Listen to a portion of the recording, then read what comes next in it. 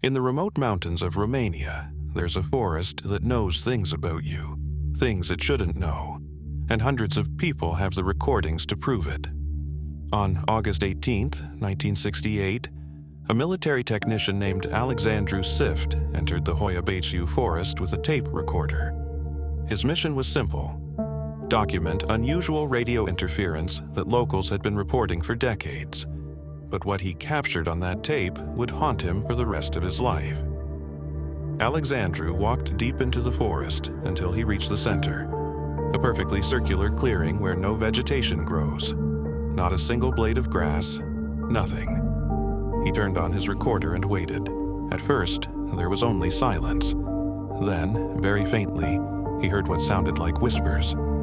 Multiple voices, overlapping, speaking in Romanian. He couldn't make out the words until he heard his own name. Alexandru. Why are you here, Alexandru? But here's the thing, he was completely alone. Terrified, Alexandru turned to leave, but as he did, the whispers got louder and clearer.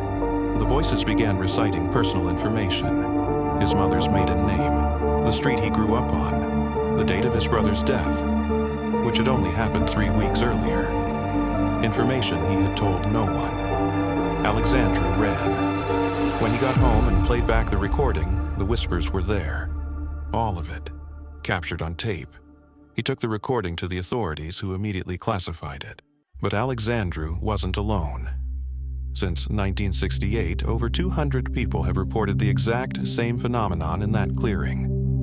Whispers that know personal details, secrets, names of deceased relatives, childhood memories. In 2012, a group of paranormal investigators brought professional audio equipment into the forest.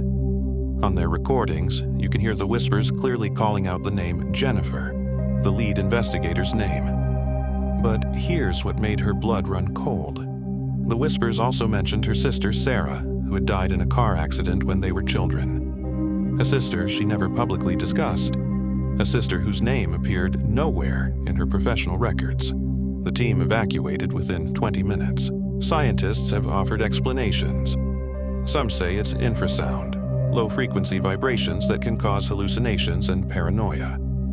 Others point to electromagnetic anomalies in the area that could affect the brain's temporal lobe, causing people to hear their own thoughts. But neither theory explains the recordings.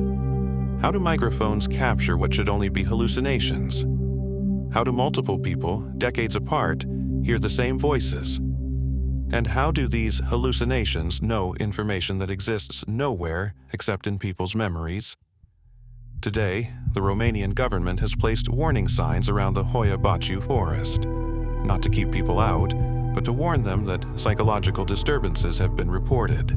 Hundreds of tourists still visit every year. Most hear nothing. But about 30% report the whispers, and almost all of them say the same thing.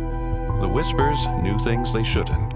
Personal things, dead people's names, childhood traumas. The recordings exist. They're online.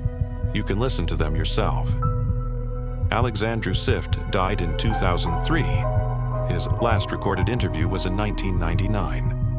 When asked if he'd ever return to the forest, he said, "No, because the last thing I heard on that tape was the whispers telling me the exact date I would die. And that date is coming soon."